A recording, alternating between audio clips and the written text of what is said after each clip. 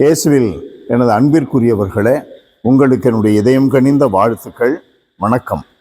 அன்பானவர்களே, இயேசு ஆண்டவருடைய பொது வாழ்வு ஆரம்பமாகிறது.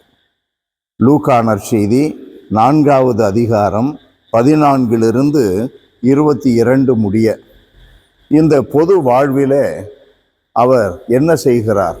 தூய ஆவியினால் நிரப்பப்பட்டவராய் ஆண்டவர் இயேசு எங்கும் சென்று சுற்றுப்புறம் எங்கும் அவரை பற்றிய பேச்சு பரவியது. அவர்களுடைய தொழுகை கூடங்களில் கற்பித்து வந்தார். எல்லாரும் அவரை பற்றி பெருமையாக பேசினார்கள். அன்பானவர்களே, இயேசு ஆண்டவர் இப்பொழுது தூய ஆவியினால் திருமுழுக்கிற்கு வந்த பொழுது தூய ஆவியினால் நிரப்பப்பட்டார். அந்த வலிமையோடு இப்பொழுது பொது வாழ்வை ஆரம்பிக்கிறார். அவர் என்ன செய்கிறார்?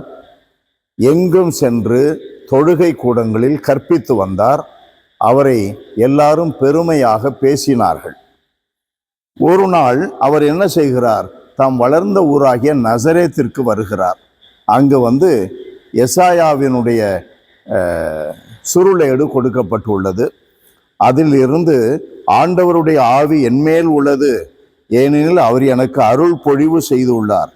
ஏழைகளுக்கு நற்செய்தி, சிறைப்பட்டோர் விடுதலை, பார்வையற்றோர் பார்வை, ஒடுக்கப்பட்டோர் விடுதலை, அருள் தரும் ஆண்டினை அறிவிப்பது என்றெல்லாம் அதில் இருக்கின்ற வார்த்தைகளை அவர் சொல்லி இன்று இது நிறைவேறுகிறது என்று சொன்னார்.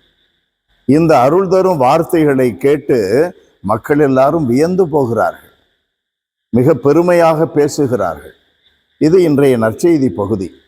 அன்பானவர்களே, உண்மையாகவே ஒரு கடவுளுடைய ஊழியன் அல்லது பொது நிலையிலே இருக்கிற கடவுள் நம்பிக்கையாளன் உண்மையாக கடவுளுடைய அரசை கட்டி எழுப்ப வேண்டும் என்றால் அடிப்படை அவசியமான ஒன்று தூய ஆவியினால் நிரப்பப்படுவது.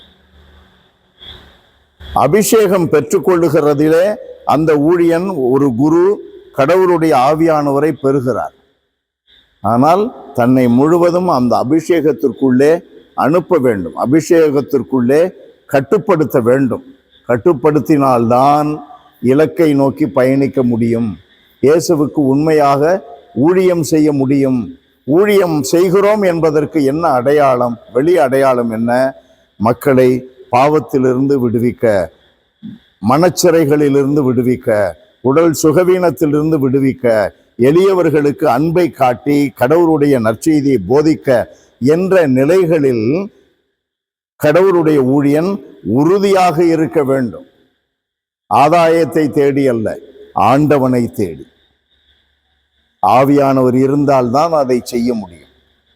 எல்லாம் வல்லவரே எங்கள் இறைவா, உம்மை போற்றி புகழுகிறோம், தாழ்மையோடு ஆராதிக்கிறோம். ஆண்டவரே, நன்றி செலுத்துகிறோம். எங்களை முழுவதுமாக உமக்கு ஒப்புக் கொடுக்கிறோம்.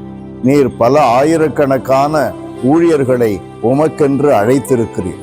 அபிஷேகத்தினால் அவர்களை உம்முடைய அன்பில் நிலைத்திருக்க வலிமையை கொடுத்து உயர்த்தி இருக்கிறீர். அப்பா கடவுளே, உம்முடைய ஆவியின் ஆற்றல் அவர்களோடு என்றும் தங்கி இருக்கட்டும். ஒவ்வொரு குருவுக்காகவும் மன்றாடுகிறோம்.